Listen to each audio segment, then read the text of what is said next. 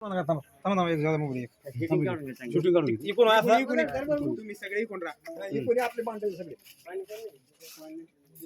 ते येतं बरोबर तिच्यात नंतर ते घेऊ नका तुम्ही आता. ते आता किती हा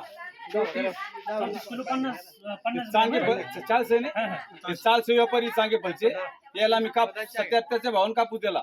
नेट वजन मागचा पुढचा सगळा कापूस नेट पेमेंट अशा पद्धतीने कापूस केला. इलेक्ट्रॉनिक काप मापाची आम्ही ते जबान केली. त्याने इलेक्ट्रॉनिक काटा आणला आणि माप सुरू झाल्यानंतर 4-5 माप झाल्यानंतर माझ्या मनात शंका आली की बाबा गग थोडे कमी भराले आणि तो माणूस वारंवार खिशामध्ये रिमोट दाबत होता. ते माझ्या लक्षात आलं. मी आमच्या चुलत भावाला पुन्हा इथं बोलवून घेतलं.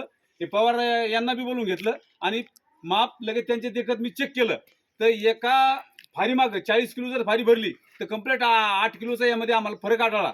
असं नाही म्हणता नंतर पुन्हा 10-12 फाऱ्यामधल्या प्रत्येक फारी चेक केली. तर प्रत्येक फारी चेक केल्यानंतर 7-8 किलोचा 6 किलोचा पुढंच फरक सगळ्या फारीमध्ये आम्ही आढळला.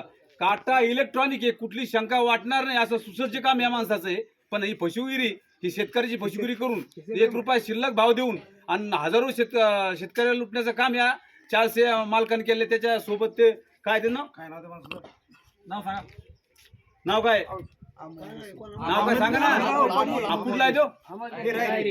हा अमोल देशमुख नावाचा पोरगा, हा गाडीचा ड्रायव्हर आणि त्यांचा मुली आणि हा त्यांचा मुली म्हणून इथं काम करतो. त्यांनी सगळं हा करामत केलेली आहे. हे रिमोट माझ्या हातात आहे. ही सत्य परिस्थिती आहे. तिच्यात कुठलाही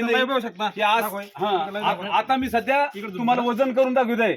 आताचं वजन आहे 34 किलो 500 ग्राम आहे.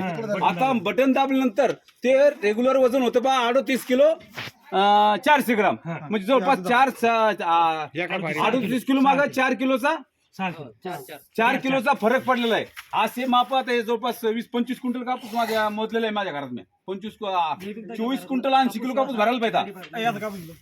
तर असा हा काट्याचा गोळ आहे.